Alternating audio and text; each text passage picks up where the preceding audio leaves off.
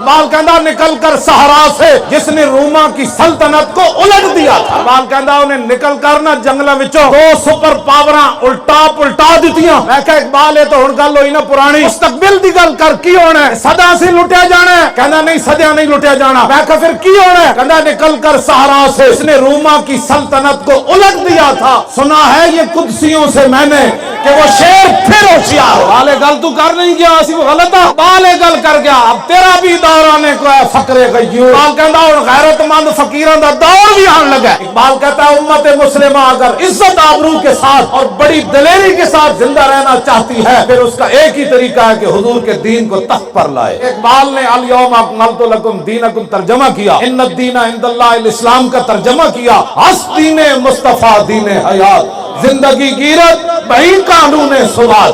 اقبال کہتا اگر دنیا میں عزت چاہتے ہو تو دین مصطفیٰ کو تخت پر لاؤ.